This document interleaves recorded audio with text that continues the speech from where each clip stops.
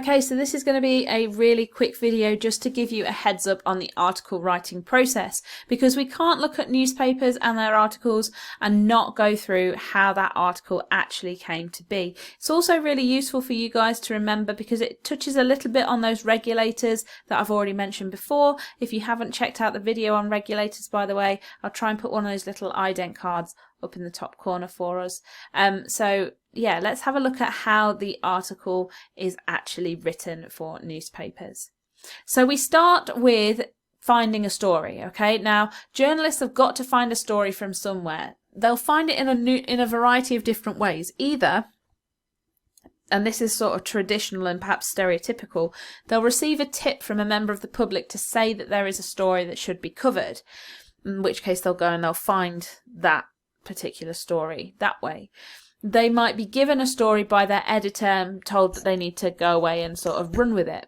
But journalists share information between themselves. So it might be that they find a story through trawling through social media or through contacts that they have with other newspapers and with other organisations. Either way, when they've found that story, the first thing they have to do is to research it. If they don't research it, then they're going to fall into trouble right away, particularly when it comes to the editor's code of practice and also when it comes to regulations. Now, this means that they have to find not only an initial source to support the story, ideally an eyewitness, but they also need to find a secondary source to back up what they're saying. If they can find at least two sources to support what they're saying, then it's perhaps likely that this is going to run and it's going to be truthful, at least to the best of their knowledge.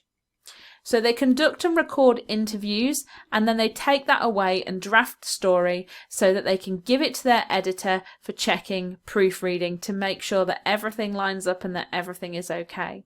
Following this, they'll do some redrafts before submitting it for publishing.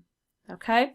Now, a lot of the time, as we've said, journalists are going to share stories amongst themselves, but sometimes members of the public give the newspapers a story, and particularly when it comes from something like social media or a mobile phone footage, this is classed as user-generated news. Newspapers, as we said, also have to do their due diligence. They're not going to publish a story unless they've got at least two sources to back it up, because it needs to be credible.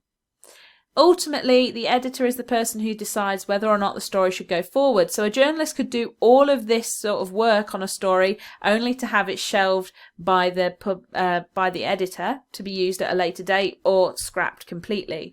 Now, in this sense, the editor becomes something known as a gatekeeper. A gatekeeper is a person who controls what we can and can't read and what we should and shouldn't have access to. I know this was a really quick video for you guys, but I thought it'd be really useful for us to find out exactly how those articles are written, because you might have to rely on them when it comes to your exams, and it's certainly important for if any of you guys are doing a newspaper or magazine component for your coursework, because you are going to potentially have to write an article yourself as well. So it's useful to have that awareness.